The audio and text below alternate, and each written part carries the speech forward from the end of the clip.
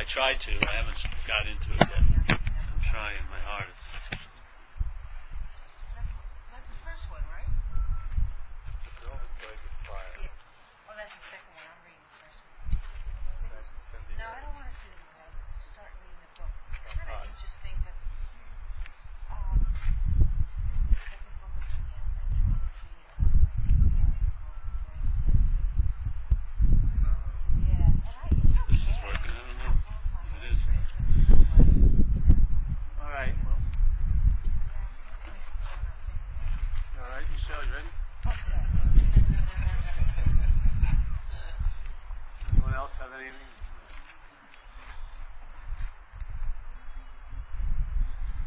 The point of, like, in a way, not offering anything, not giving us something to do, is because there's self-centeredness has a lot of ways of expressing itself, and one of them is doing and having. It's the modality most of us are in because there's the sense of being the doer. And our whole life is really predicated, the way we take it to be, on our being a personal doer. The whole point, because if you weren't the doer of your life, then whose life would it be anyway? It'd be a giant question in you, and the mind doesn't like questions, it likes to know.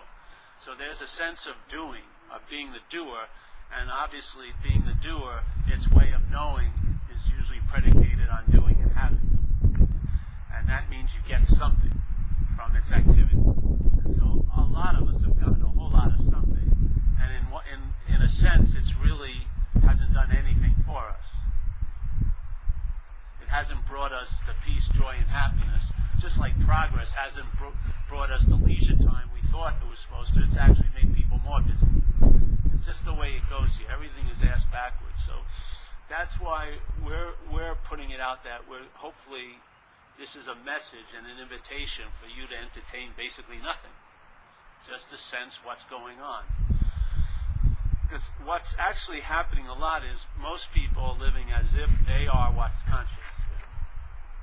I'm conscious, that is a fact. I know things, I can cognize, I feel, hear, see, taste, and touch, but I is this. I am what's conscious. But really, what we are is the consciousness of.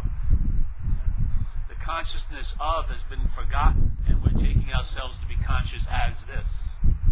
So the real way of traveling here is in the sense of the consciousness of. That's the act of being here. Yeah? Consciousness is having contact with this place, the seeming place, by hearing, feeling, tasting, touching, and smelling. Yeah? So that's the conscious contact. The mental reaction to it is, I'm what's in conscious contact. I'm seeing, hearing, feeling, tasting, touching. It seems like a very small little miscalibration, but as it presents itself in time and space, it generalizes. It gets more and more and more and more and more seemingly real. So there's the consciousness of, which is the activity of being here. Yeah? You're noticing anything about here is you're conscious of.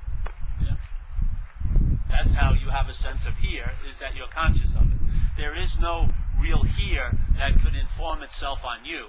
You actually inform yourself of it. Yeah? So consciousness of what's going on, instead of conscious as this.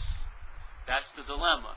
And you can see where that misidentification is reinforced every day, every moment, because every moment there's conscious contact. You're seeing, hearing, feeling, tasting, and touching. You're not, but that's what's going on. So that's the activity of consciousness. But then the mind's reaction to that is, I'm conscious. I as this. See? So it can't erase the conscious contact, but it claims the conscious contact. Yeah? It can erase what's real, like the present moment, so it fills it up with preoccupied with the past and future. It has a way of avoiding the reality of what's so by making a seeming other reality. So the reality here is told from the point of view that I'm the one that's conscious. I'm seeing, I'm hearing, I'm feeling, I'm tasting, I'm touching, I'm doing this, I'm doing that, constantly. When that claiming occurs and it becomes a habit, we become, as this thing that's seemingly conscious, we become unconscious of consciousness. Yeah? We're unconscious of consciousness because we think we're conscious. So we give this the claiming of being conscious, which it isn't. All there is consciousness. Yeah? So actually consciousness is conscious of this. This is another object in the realm of consciousness. Consciousness is conscious of the body and mental reactions. That's how you can see the selfing instead of seeing from it. Yeah? When you're conscious as this, you're seeing from selfing. That's what's going on. The selfing has claimed a conscious contact and caused it and has presented it to be you, which is in contact, yes? And so it has claimed that, and you become unconscious to the consciousness. But consciousness is of, so whatever is appearing, it can be conscious of, and what's appearing is a mental process, yeah, that's making up a product called self. So the mental process, I would call it selfing. It's a verb. It's selfing, selfing, selfing, and that verb makes up a product called self. Yeah? So it takes it implies out of all this verbing that there's a noun, yeah, called Paul, and it reinforces or anchors that assumption by body perception. So you perceive the body like a master, a Zen master said, whatever you can perceive cannot be perceiving. Yeah? So you perceive the body, but you give the body the claim of being the one who's perceiving. Yeah? But Huang Po tried to correct that by saying whatever can be perceived, which is thoughts, this, feelings, yeah, sensations, you perceive them, cannot be what's perceiving. So what's perceiving is the consciousness. Yeah? The consciousness that's moving through here and becoming conscious of. It's moving through the body and it is conscious of the body. And it's also conscious of the mental process. So you can see selfing. Yeah? And when you see selfing, that's the activity of being conscious. When you see from selfing, that's the denial of your nature, which is consciousness, and then you become conscious, which is actually a form of unconsciousness to the fact of what you are. Yeah? So in the same way, seeing, this, which is seeing isn't just visual.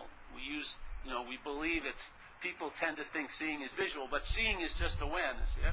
So you're seeing in 5 different ways: hearing, feeling, tasting, touching, smelling. They're all forms of seeing. Yeah?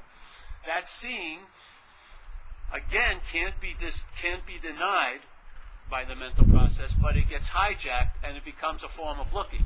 So like St. Francis was supposedly said, which is what's looking, which is seeing. Yeah? What's looking is seeing, not you. What's looking is what you are looking for. So what's looking gets claimed by the mental process, turns into you looking for what? What's looking? And based on this primary ignorance, you ignore where the location of what's looking is, that seeing, which is everywhere, and you start looking for it in special somewheres. You believe it's in this, or in that, or in this, or in my pocket, both, or whatever. So I'm now looking.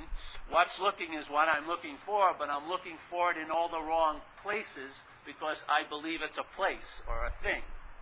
So if I acquire that thing, then I will find what's looking, which is the true source of satisfaction and peace. Obviously, it hasn't worked. Because if you had found it, you would have stopped looking for it. Wouldn't you? If you would have found what you were seeking for, seeking would have probably been able to stop. Why is it that it continues on? Because the seeking isn't really about finding. It's about reflecting the seeker. Yeah? The seeking makes up the seeker. So the seeker is very, very... That idea of being the seeker is very, very, very much invested in continually seeking. Because you have to constantly identify the verb with a noun. If there's no seeking, you would question the idea of being the seeker. If you weren't the doer and the haver of this life, you would really question whose life is it anyway. Seriously. So while you're constantly doing and having and seeking, it sort of makes up the illusion of being the noun, the doer, the haver, and the seeker. So they're both connected. The seeker does not want to give up seeking because that's actually its relevance. Because it has no relevance as a seeker. Yeah. Without seeking, there's no seeker. Just like in recovery, people talk about sponsors and sponsees, but it's a verb of sponsoring. If the verb of sponsoring isn't happening, there is really no sponsor or sponsee. They're nouns and noun only. There's no verb. So what's the point? Someone says, oh, I have a sponsor, but never talked to him in 4 months. That's actually not true, because there's no sponsoring. So the verbing is what informs the noun. So the seeking informs the mind that, hey, I'm the seeker. Yeah. Because why? It claims the seeking. Now, this is the beauty of it. You don't have to stop. First of all, there's no you to stop it. But seeking doesn't have to stop. You just have to see it as a verb, not from a noun. If you see it as a verb, there's absolutely no problem. It's one of the millions of verbs that happen here. Seeking happens here. Yeah? Relaxing happens here. Being unrelaxed happens here. Why does it constantly imply that there's a you that's unrelaxed? Or there's a you that's relaxed? Why is it that add-on is what's emphasized and the relaxing isn't emphasized? If the relaxing was emphasized, you would know its nature, which is it comes and goes, so you wouldn't be so flipped out when unrelaxing showed up. Because unrelaxing will come and go. Every verb comes and goes. Yeah. If it stayed and stayed, it would be a noun in a way. So every verb's coming and going. But if I'm conscious as this, I have caused consciousness to be forgotten. I become the noun. This object takes the role of being the subject, because all the subjectification of every one of these objects is consciousness. Consciousness is what's seeing, hearing, feeling, tasting, touching. The body is not seeing, hearing, feeling, tasting, and touching. It's not happening. Consciousness is what's seeing, hearing, feeling, tasting, touching. Consciousness is the subject of your life. You, as this, is an object that the subject is moving through to have an experience of other objects.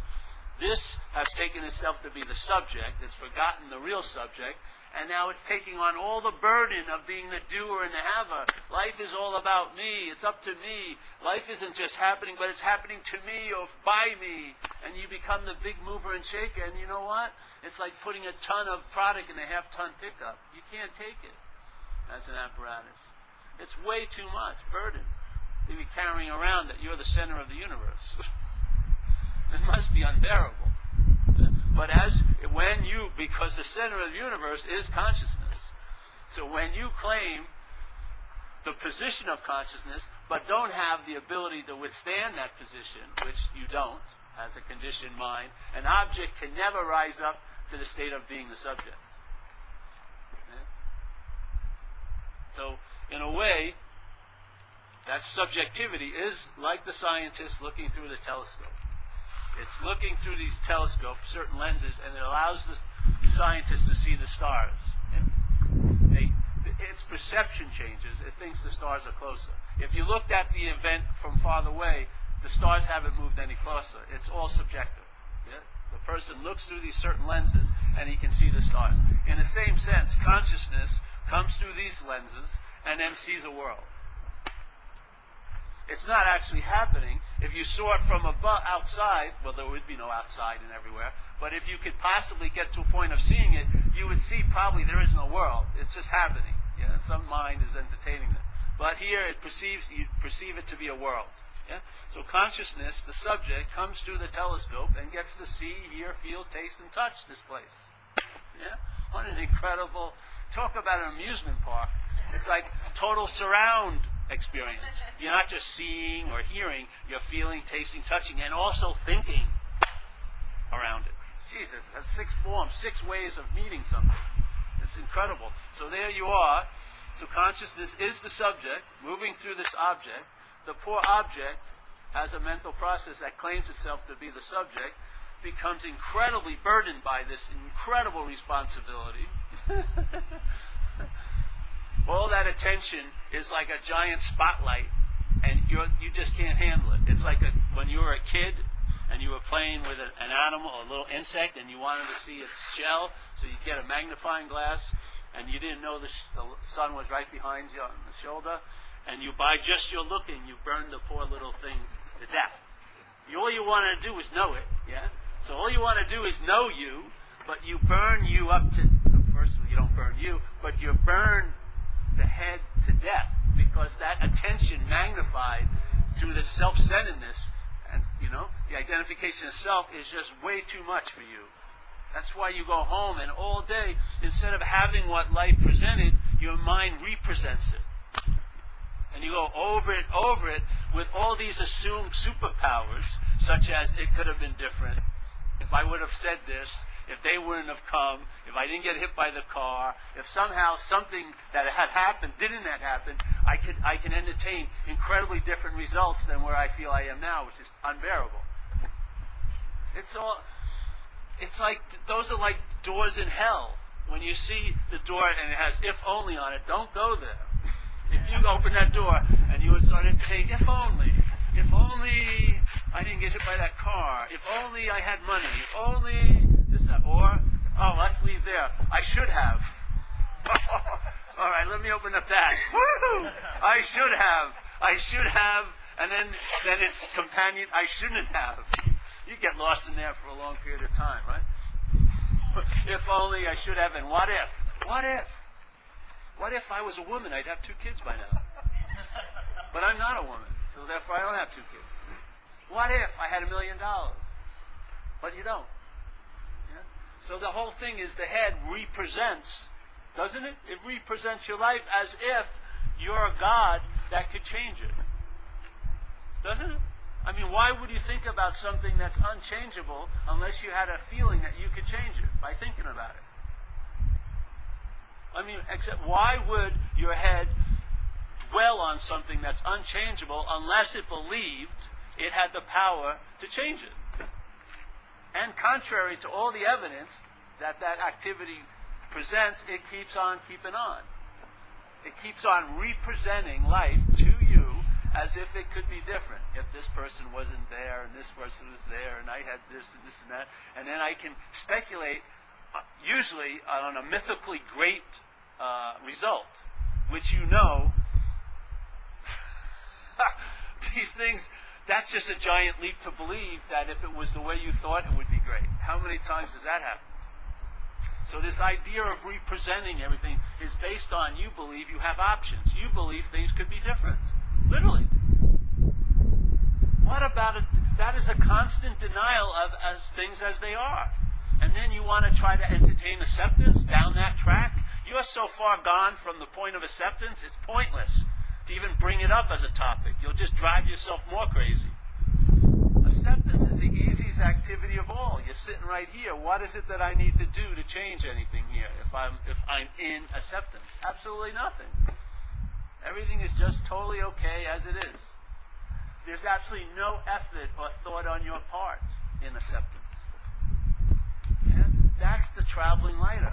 That's the freedom. Not a freedom next week or 5 years from now when you graduate, but a freedom that is applicable each moment. You travel not with it, but as it. Yeah? Consciousness is the lightest thing of all. It's no thing, yet it touches upon everything here. You wouldn't have any sense of everything that appears here without that no thing. It's the lightest of all lightness. It just touches, knows. It can't be located, it can't be quantified, it can't be captured, nor can it be expired. It's always so at all times. You and I are everywhere, at every moment, at all times. But you and I, the mind wants to keep demanding and being stubborn about the thing that is specially in a somewhere. I'm in a special somewhere, like a gated community, and everywhere is out there, and if I want to know everywhere, I can know it in the special somewhere. Obviously, if everywhere is everywhere, there is no special somewhere. If there's a constant reinforcement that I'm a special somewhere, then you'll never have the true sense of everywhere. And that's what's looking, and that's what you are looking for. You are looking for the sense of the presence of everywhere, but it can't be entertained as a special somewhere. The special somewhere excludes you, seemingly. It can't do it for sure. It excludes you from the sense of everywhereness, because you want to feel it as a special somewhere. That's the whole point. When you recognize, I'm not conscious as this, I'm conscious of this, That's the sense of everywhere. Yeah? Because it's not, if you're conscious of this, where are you conscious of this from? Tell me. From the east? From the south? From the other room? From the bedroom? From the attic? From the cellar? Obviously, you can't locate what's conscious of this. Can you? You can locate consciousness as this, and in this special somewhere, consciousness can appear to be unconscious to you. And it can appear to be conscious based on what you do and have.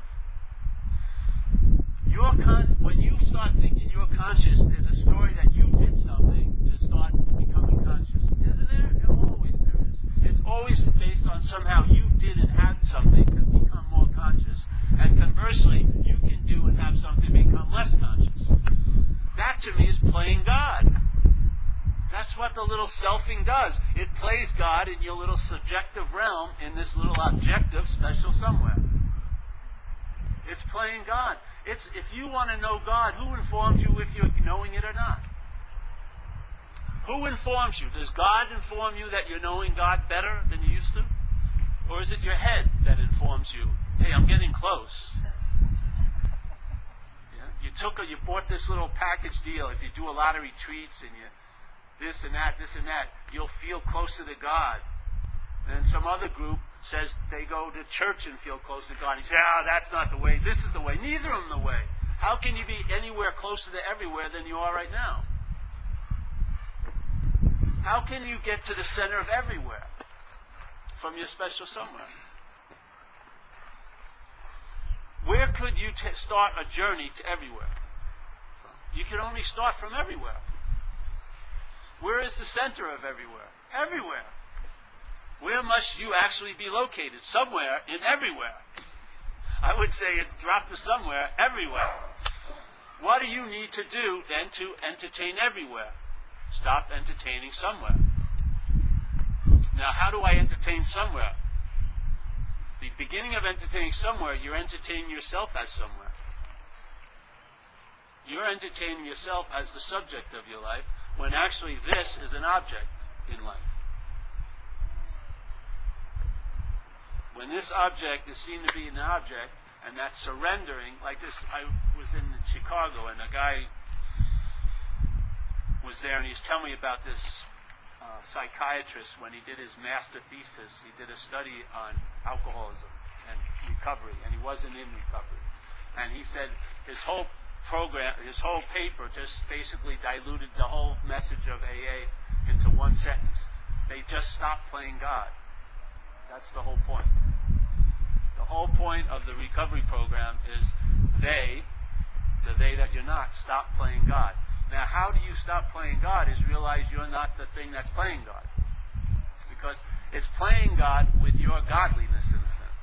It's your juice that it's able to play God with. It isn't God, so it has to play it. So it has to use your energy that it gets access to because you're identified as what it's presenting you to be, this mental image. And then it uses your energy to play God with. And you seem to be the effect of it.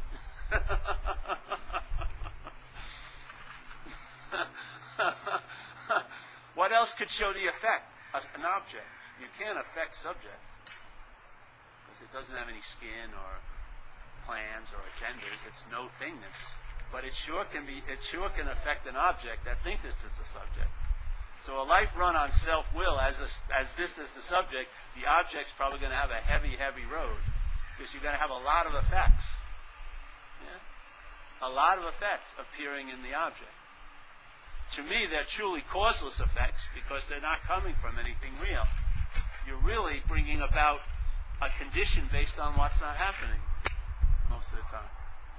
Yeah? Right now, the condition you probably, if you were awake, which you are here, what you were conscious of instead of conscious as, you would be responding to what's happening in this meeting, and nothing's happening really. Maybe boredom for some, whatever. But a lot of us are reacting to what's not happening. And in what's not happening, anything can be happening. You can be destitute next week. You can have cancer. Your girlfriend may be sleeping with your best friend next week. Yeah? And when your mind's entertaining that, it downloads an effect from what's not happening. So you have to realize it is a causeless effect. What's not happening is not happening. So it's causeless, right? It produces a mental effect, and it causes an effect here. So it's not what's not happening that's causing the effect, it's you that's causing the effect by entertaining what's not happening, and then the effect, the mental effect, moves through the body, and you get nervous, flipped out, anxious, mind races, sweaty, digestion gets bad. You start having disease. Yeah? All because of what's not happening. Now, what's the solution to what's not happening? The only one that works. What could it possibly be? People are trying to offer you thousands of solutions to what's not happening. Years of therapy, this and that. What's the true solution?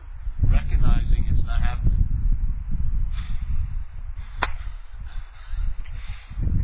Isn't that beautiful? If you recognize what's not happening is not happening, what else do you have to do with it? If you do anything to it, it would be that you would believe it was happening. Literally. Any other response is a belief that it's happening. That's how it plays God. Your ability to believe it's happening makes it seem to be happening. And yet, if you look at it from consciousness, the most obvious hit you get is it's not happening. Because all you're doing is thinking about it. And I'm seeing the thinking. I'm not feeling it. I'm not tasting it. I'm not touching it. I'm not smelling it. It can produce effects here in this, but the consciousness is very clear it's not happening. Yeah? That's the solution.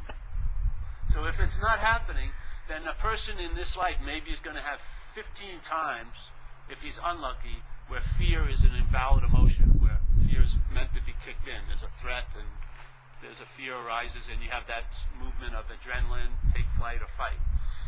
But the mental activity is producing the physiological effects of fear without anything to be afraid of. Constantly buzzing us, not us, but this apparatus, buzzing this object with like electroshock about what could possibly happen and not happening. And then the story about what you think happened is totally a story. Like we watched a movie last night, the guy was afraid, I have a memory of a memory. Exactly. Every time you remember, that's a new memory. Yeah? You're remembering. And every time you remember, it changes the memory. Yeah? The one interpretation gets a little change, and then at one time you were the bad guy, now you're the good guy. One time you were a good guy, now you're the bad guy. Whatever the mind wants to use it as. So it's constantly representing, supposedly, your life to sell you a product. It's called a self. And then you believe it, the A drops off, and it's self. And now you're at its effect, big time as this. It's producing a lot of effects as you, by you, for you, through you. Now, what you call life, your take on life is now happening to you. It's the greatest playing God I've ever seen. Life is happening, and now life as interpreted by you is happening to you. Have you heard people call you up and tell their view of life, how life's happening to them? You haven't seen it at all. I don't see life happening to you like that. Life is happening to me like that. Well, you have to see it. It's totally subjective. You're giving it all the freaking meaning it has. Your apparatus is giving everything the meaning it has. How can you not see that? This is a problem today if I'm not in good shape. It's not a problem tomorrow if I am in good shape. And then it's a problem again if I'm not in good shape. What the freak is it? It's like a canvas. You just paint it. Let's say the life is presenting all these different colors, and your obsession with self and identification of self could be represented by the tint yellow. Yeah? So everything has its own, some different colors arise, but you just wash it with yellow every day. Your point of view just tints everything. And you think, you still believe it's happening from outside, as if that has a real yellow tint to it. It has no tint. It's neutral in a sense. You're giving it all the meaning it has. And the point is, there is more than one station. If K-Paul is giving your life all the meaning it has, and you're buying its products all freaking day, Jesus Christ. You've got a subscription of one subscriber, you. No one else is listening to you. Even your intimate other doesn't believe a word you're freaking saying. You got one subscriber to the whole movie, but you're damned if informations you can pick up. Your antenna doesn't have a lifelong binding subscription to K-Ball. It can open up and pick up some different information. Yeah, when that information starts flowing, like the information, hey, I'm consciousness of this, not consciousness as this. Yeah?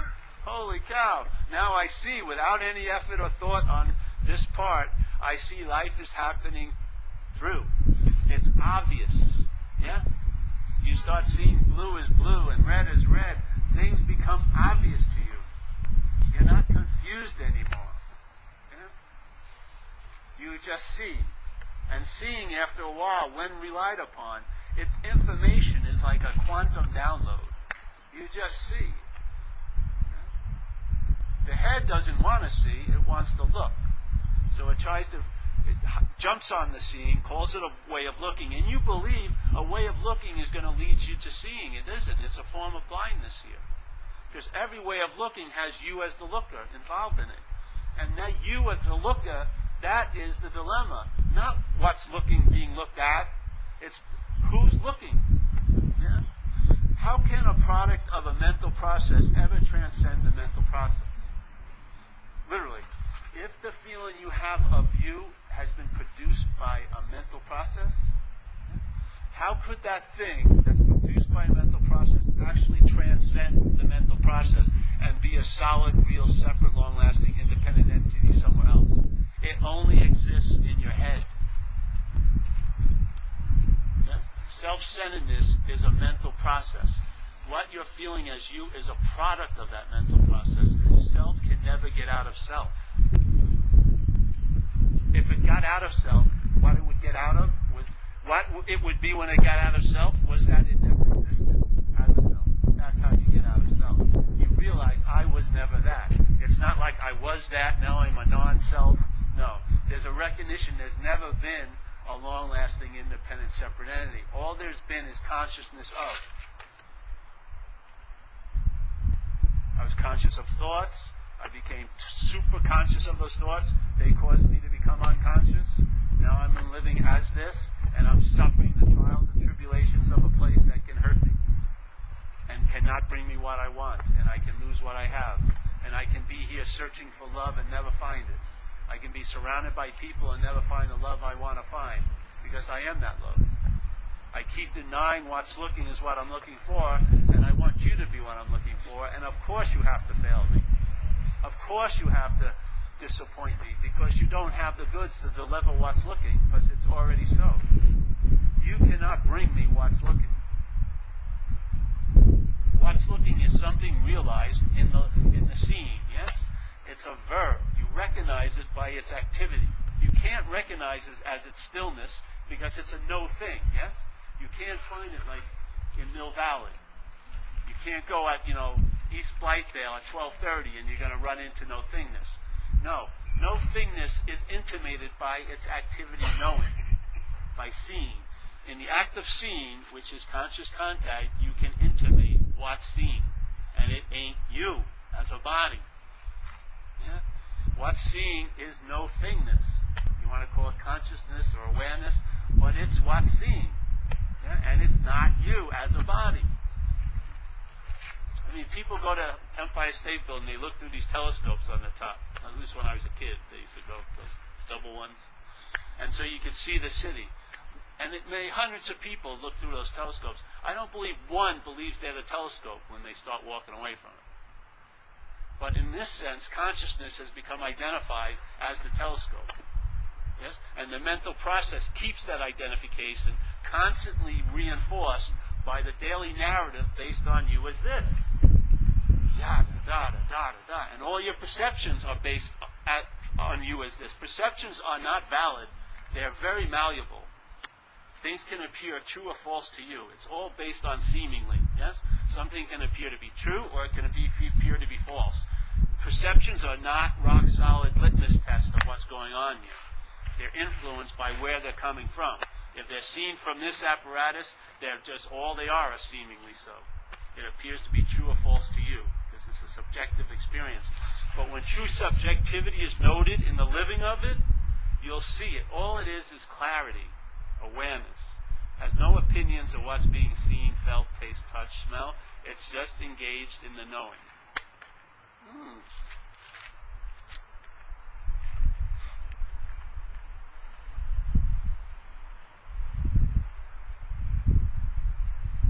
It arrests your attention, but not as Alex.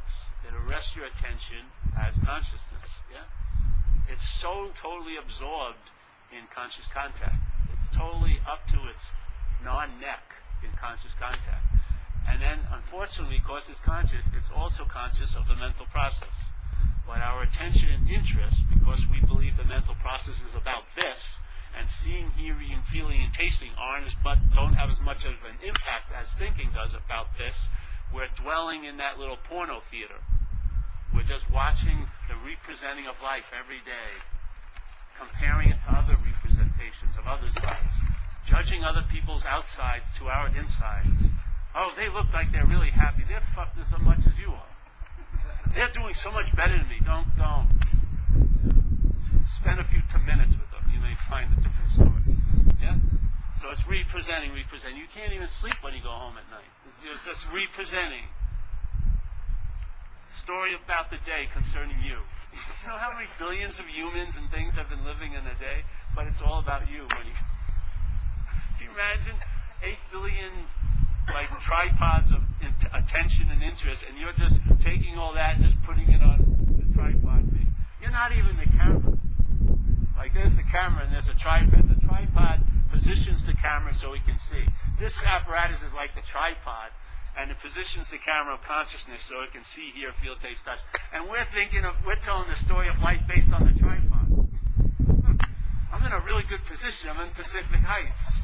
Yes, really good. It's much better than that position at 6th and Market. Yes. But it's the camera, not the freaking tripod. My tripod's got this incredible bed. I'm really doing well. I can't sleep in it. I have insomnia because my mind's representing the day, but I got an incredible bed. Come on, let me look at the bed. Are you in there a lot? No, I can't even sleep. But look at it. This bed. If I could possibly sleep, I'd be sleeping much better than you. I know it because I spend $8,000 on this bed. But you can't even sleep because you're representing. I may lose Pacific Heights, the tripod. Concerned about where I'll be as the tripod. The camera's just seeing like it always does. However you're presented is being seen by consciousness. If you're presenting yourself as totally depressed and bummed out, seeing is involved in that. If you're seeing yourself, I'm doing really good this weekend, seeing is involved in that. Every take, good and bad, high and low, near and far, progress, regression, all the takes your head has, there's one quality that's always involved in those takes, seeing of it. You're seeing it. Yes? You're seeing every moment there's consciousness, or you wouldn't have a moment to think was yours. There'd be no claiming of the moment. It'd be so obvious that there's just a moment and there's no one to claim it. Yeah? Seeing, hearing, feeling, tasting, touching. The activity of consciousness here. Being conscious of. That's the verb of consciousness, is conscious of. That's how it verbs. Yeah? So consciousness, they say, is the stillness, the emptiness, the voidless void, whatever you want to call it, awareness. And then when it manifests here, it's being. Yeah? So it's being how? Conscious of. That's its being. So someone's running, that would be running. That's the verb. Here, consciousness is knowing, seeing. That's what it does. It's conscious. So that's its activity. When it's verbing, it's being aware of. It's being aware of. Being aware of. And here, there's so much you can be unaware of. Because consciousness has been forgotten, and we believe that you can be conscious or unconscious. You can have an unconscious and a conscious. Yeah? There can be the deep underlying surfaces that are running the show, and then there's the conscious awareness. But in fact, all there is consciousness. Of course, when things appear here, they get broken up into a dualistic construct. Yeah? So consciousness can be able to be conscious and unconscious. And then when it starts appearing to be conscious to you, yeah, you will see that, oh, I've done something, and I've had something, and now I, the one who is conscious, is becoming more conscious. Oh, great, good. a great doer and a great haver. And then, conversely, if I forget to meditate today, are less conscious. Now, to me, that's total delusion, because all there is consciousness. It's a simple recognition of what's so. Travel as it. Or don't. You're still going to travel as it. See? If it was a choice, you'd be relevant again. You see? That's the whole point of selfing. It wants to be freaking relevant. It wants to write itself into the story. This is about being totally irrelevant. That's the freedom. Just like in recovery, the freedom is abstinence, if people don't know it. It's abstinence. There's no thinking about it anymore. The problem doesn't exist for you. It's not having, I'm lorded over my dilemma of addiction, but I have to fight it every day. That's one state, but there's a possibility of being totally, the problem will not exist for you. To me, that's freedom. It's abstinence. You're just like, there's no option. Oh, I think I want to have a glass of wine today. It never even comes up anymore. You never even think about it. That's the freedom from it. The same thing with this. It's like, go to a cafe today, listen for an hour, any cafe you want. I bet you will not hear one person talk about the effects of gravity in that cafe. Now, one person's going, man, gravity's heavy on my left shoulder. How about you? I see it on your right. Your right's a little down. It's a bitch, this gravity. When can we get out of this gravity? No one knows at all the effects of gravity.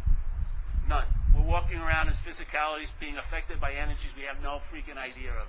The only way you'd know it would be its absence. If you went into an anti-gravitational room, you would know the presence of gravity by its absence. The same thing with anxiety. It's not so, but it seems to be so. It's as if you were born and someone put a hand on your shoulder. Yeah? And that hand was there the rest of your life. You wouldn't know it was there, because it was always there. You never recognize what's always so. Never. Your mind cannot recognize what's always so. But you would know it's so by its lifting. So when I first got into recovery, what happened is that hand of constant anxiety was lifted, and I realized its size and its weight, and its grip. I saw it. Yeah? But I finally saw it by its absence, by its lifting. I never saw it when it was totally running the show. But by its lifting, I saw it. The same thing, it's like a fish. Yeah? Does the fish know it's wet? Probably not. It's been wet every day, every second. But if it gets caught and it's thrown on the deck of a boat, it sure recognizes the absence of the wetness. It's flipping out. It can't breathe and everything like this. It had no idea that the medium was its whole existence until it's taken out of it. Then it wants to get back in. It's flapping, flapping, flapping. What we're basically doing here now are flapping on the deck. Every one of us. We've denied the medium, and we're taking ourselves to be the one, and we're just all our gyrations and the yakking we're doing with each other on the phone is just a fish flapping on a deck, wanting to get back into its medium. Yeah? But while it's constantly in its medium, it has no recognition of it. Not one bit. We're totally immersed. We're totally soaked, acting as if we're dry. Looking for little glasses of water and paying handsomely. And you're lucky if you can get half a glass. And of course you got to subscribe and come back to get the next half and the next half. But the whole point is you're wet as hell. But you don't know something if you've always known it. It's impossible to recognize what's always so with this apparatus. It's impossible for the fish to recognize the water. It sees the shells and the other fish and the seaweed. It doesn't recognize the water. It only recognizes it when it's taken out of it. And then it's a harsh realization, and it's flipping out. Yeah? So here we are. We're in this, let's say, medium of all there is consciousness, but there's no recognizing it as this. Yeah? You cannot recognize everywhere as a special somewhere. The only recognition that works is you realize you're not a special somewhere, and that's the activity of everywhere. We're just given an invitation to sort of at least turn your attention in a certain direction, and maybe, just maybe, the mind will just come to. You know, come out of its seeming straitjacket and expand, and then you'll realize what they say in Zen, like the ordinary mind and the enlightened mind are the same mind. There's no two different minds. All right? Who gave me this ordinary mind? I want to return this and get the enlightened mind. No. They're activities of mind. One, ordinary, is you're conscious as an object. Enlightened is you're conscious of the objects. Conscious of objects. And in the movement of it, you'll be conscious of no thing. You'll become intimated with what it feels like. To me, they call it the presence. You'll feel the presence of the spirit, or whatever you want to call it. To me, that's just your absence. When you're not up the self's ass, when you pop out of there, your absence up the self's ass is the presence. But when you're up the self's ass looking to find the presence, it has to be absent because you're up the self's ass. You're in the presence of the ass of self. You pop out, and then you're in the something happens.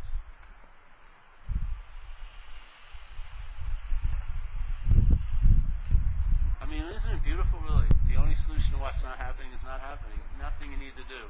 The only solution to being a special somewhere is you're not. Nothing you need to do. How can you bring about everywhere? It's everywhere. How can you bring about something that's all, has no time in it? It's all eternal. You'd have to have time to bring it about. You have no relevance. Your whole modality of expressing that you're the owner of this life has no relevance to entertaining this. You can't you have yourself into it. You can't lose it because you don't have it. Yeah? You have absolutely no point in it.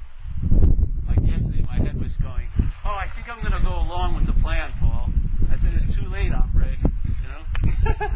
You have no relevance. I didn't have to say anything. But it wants to keep asserting, oh, yes, I'm with the plan now. I'm going for it. Oh, thank you, oh, great one. You were left at the station. Bye-bye. Oh, wait a minute. I've reconsidered. Yes, I think it's so what you've been talking. Nope. Sorry. It wants to climb up on the train. Nope. It's like this in a way. All these trains of thoughts, you've never been a passenger on any of them. You are the station, literally. You see all the trains coming and going, but the station never becomes a passenger and gets on the train. And if you are the station, you'll see the signs on the side of the trains, local to hell. You'll see it. Express to hell. Plan your summer vacation to hell. You'll see. All the while as a station. As soon as you take an object to be the subject, then this thing that can get on the train becomes the one who gets on the train. And it's a drag to try to jump off a train. The faster it goes, you're going to get hurt, eh? So if your train of thought's going 5 miles per hour, you jump off, you may get a little bit of an emotional hangover. 30 miles per hour is probably a huge situation. So if you're at the station, though, you recognize the quality of trains. They come and go. You're there, you're stable, you're conscious of, instead of being conscious as this. You're conscious of. Yeah? Oh, man, it's nice.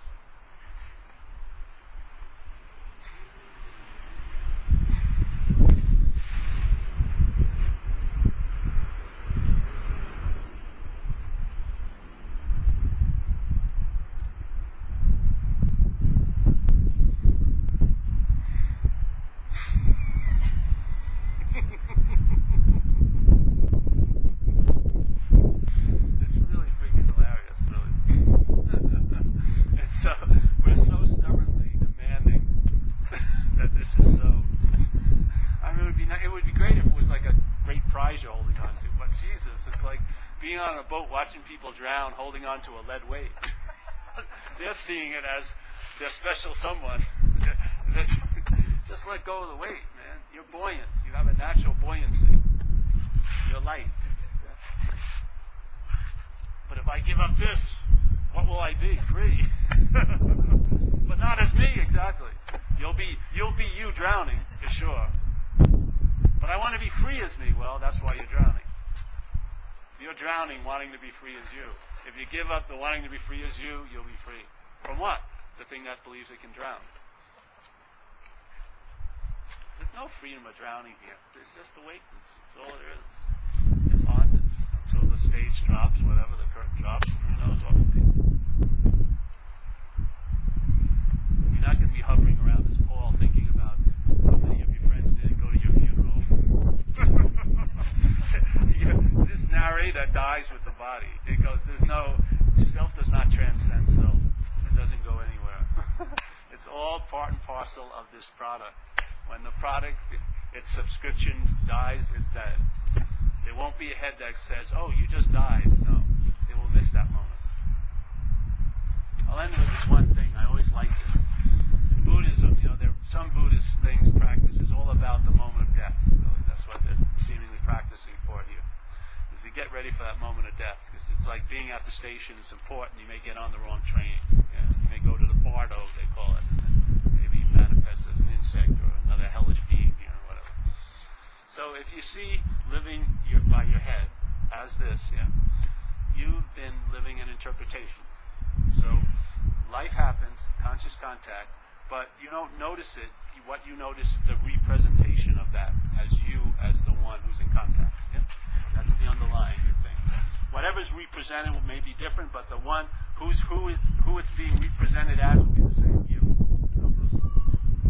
The mental process will represent the conscious contact. So every day we're taking its representation as what's so, and so that past moment, the next moment, the mind gives you the interpretation of the past moment. So you're actually in the past moment when this moment's going on, because your mind's busy interpreting the past moment. And then same, yeah? So each moment, you're actually on a time lag. You're in a past moment, and you're missing the present moment, because the present moment is filled with an interpretation of the last contact, let's say. So let's say you're in that habit. So you're living an interpretation. You're not really living. It's an interpretation. So life goes on, and the mind's habit is that, and you've gotten used to the unbearability of not being here, really. Yeah? So maybe you have a lot of pictures to show you were here, and a lot of memories, and you've joined a lot of clubs that represent that you've been here, and you've got a lot of zeros in your account saying, "I was really here. Look at how much money I made," or "Look how much money I owe," or whatever. You come up with some kind of story that really verifies that you were here and you had value by doing that. So there's the mind. And then what happens is the moment of death occurs. And this dies. Yeah? Now, you're in limbo land because you are waiting for the mind's interpretation of the previous moment in the moment of death. So the moment of death, let's say, is like a bus that you've been waiting for supposedly your whole life. All life was about be at the corner of Fulton and Market and get on that 33rd. Whatever you do in your life, make sure you don't miss that bus, because that's the bus out of here into a realm of celestial bliss or whatever. Do not miss that bus, no matter what you do. Make your whole life committed to being aware when that bus comes. So there you are, and it's representing, hey, that newspaper boy missed my porch yesterday. Yeah? So you're in that interpretation, and the moment of death occurs, and you basically miss the bus. Because now it's over, and your attention is lingering, waiting for your head to tell you it's over. But when it was over, the head's over. And he got caught with his pants down, because it was never in the present moment. And the present moment was its demise, and all it was getting ready. It was in the interpretation of the previous moment. Bye-bye. Now you have to get back here and try to get to the bus station again.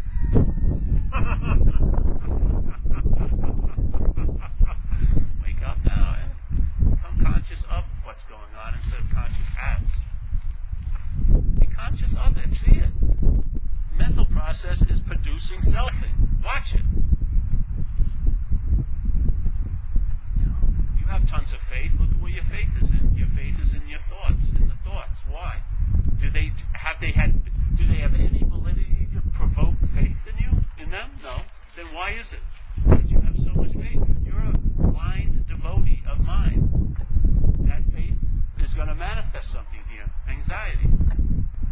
Same faith, if you entertain it, of being conscious of, will produce an effect now too, which is an ease and comfort in your own skin and your circumstances. It's the same faith. Why did you put it in? If you put it into those thoughts as being real, you're going to live it as what's not happening in what's not happening. And there's a lot of anxiety in what's not happening. Anything can happen. Faith now translates as an ease and comfort, because it's responding to what's happening, which is there's nothing to be worried about here. But next week isn't happening at the moment. I've done all my planning for next week. I've got all my bills paid. That's done. Now, let's entertain what's happening. Why not? You want to feel life? That's it. How can you feel life but without your attention on its pulse? Its pulse is beating. It's seeing, feeling, hearing, tasting, touching. That's its pulse. Not, I shouldn't have saw that. I've always see that. I always do this. Like people will come here and go, I never come here. I say, well, obviously you're lying. You're here. Someone says, oh, I never eat this while they're eating it. I say, obviously you're lying. You're eating it. Oh, I never eat this. I never drink coffee. Hey, you're drinking coffee. I never do. It's insane. I mean, you don't even see how out to lunch we are. Hey, I never go to this beach, but you're at the beach now. I never surf Cronkite. I just saw you come out of Cronkite. But I never surf you. Okay, that's your story. But I just saw you surf here. How can you keep holding on to the story? I never surf here. I just saw you surf here. This idea is unbelievable. It's so stubborn. You have a take that's not even close to what's going on. You actually think you are the star of this movie. You think the ants see you in the same light? If you didn't move for long enough, they'd be all up your nose and mouth. They'd suffocate you. You'd be another piece of product for their colony. You think crows respect you? They just see you as bigger. If they're above you, they'll shit on you like anything else. You ever see that? One of my greatest days when I was young, my big brother used to beat me up, not fairly every day. But he thought he was like Charles Atlas, He worked out a lot with weights. And he was about 19, and my family, we went to I was about 12. We went to Jones Beach in Long Island. And so he was walking, strutting his stuff through the parking lot with no shirt on. And the rest of the family's laying behind. He's like, and then a seagull just dropped a big load right on a thing. And I just laughed unbelievably. Of course I got a beating, but it was worth it all. He just looked so big all over. That's what happens. You take a position here, you'll be shat on sooner or later. Look at all those guys that take a position against gay rights, and then they're going away with some guy they got on a gay porn site for 2 weeks. And he's a big right-wing Christian. I mean, come on, it always happens. Everyone's dirty here. The mind goes this and that, yeah? You try to be a saint, you'll be a sinner. You're neither. Alright? Any questions? Yeah. This turned out to be a nice day out here.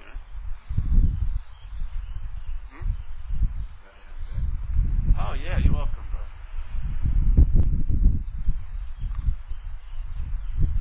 Now, this is awesome. One meeting we have organ music Monday. Wednesday, we have a flute. Today, we have the birds. They're singing. They're like a little choir over there.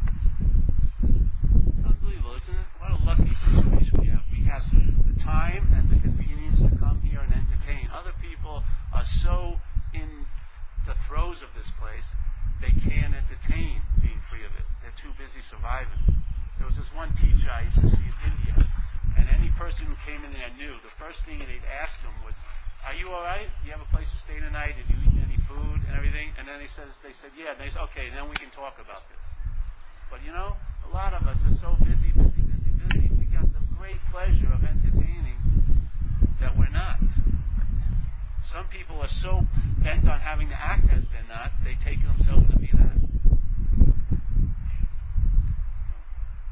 It's like a really great gift to me, just to be able to sit here and entertain this. That's it? No questions? Cool. All right, we'll pass the basket, or let me pass the hat or something. Can I borrow your hat? San Francisco hat? I have to become a San Francisco Giant fan.